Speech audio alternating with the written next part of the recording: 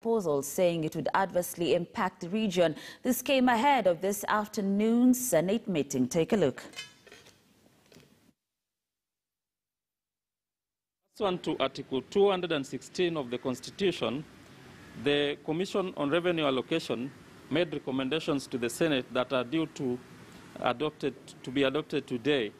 As such, we have looked at what they have, and this is our consideration. One, that formula that seeks to reduce equitable share for the coastal counties is untenable.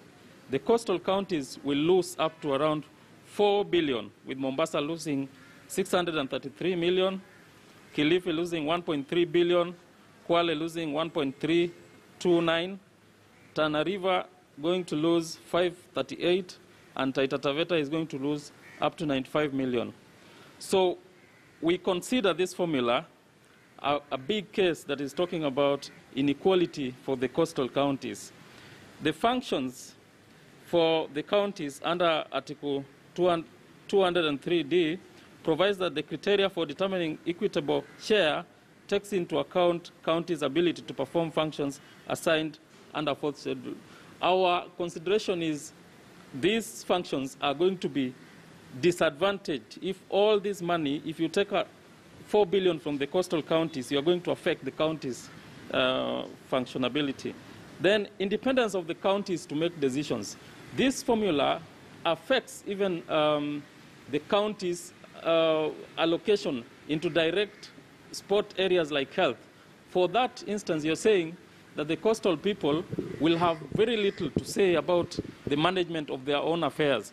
It should be left to the counties to make that decision with and in consultations with the people of the coast, pursuant to Article 174, Article 1, Article 10, and other articles of the Constitution. We know very well that the coronavirus has hit us the hardest, apart from Nairobi. For a very long time, Mombasa has been fighting coronavirus, including Kilifi and Kwale.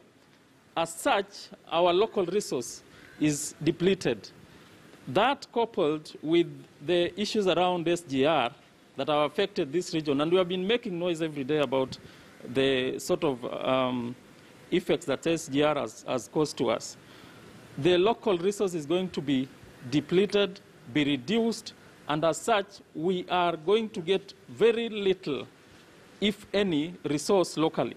Reducing our share from national government by almost 4 billion, you are just killing this region. Then the salaries, the Constitution, in principle, in spirit, and in letter, under Articles 41, under Article 151, 160, and 250, proscribes any attempt to vary remuneration, benefits, and privileges of public officers to their disadvantage while they are in office. Now, a day after President Uhuru Kenyatta issued a directive that all bars, restaurants and eateries should not sell alcoholic beverages as part of containment measures in the fight against COVID-19, bar owners in Eldoret town are now projecting huge losses following the directive. Although they welcomed the health protocols to curb the spread of the viral disease, they termed the directive punitive because it will kill the source of livelihood. Ndio tuna support mambo ya president vile amesema.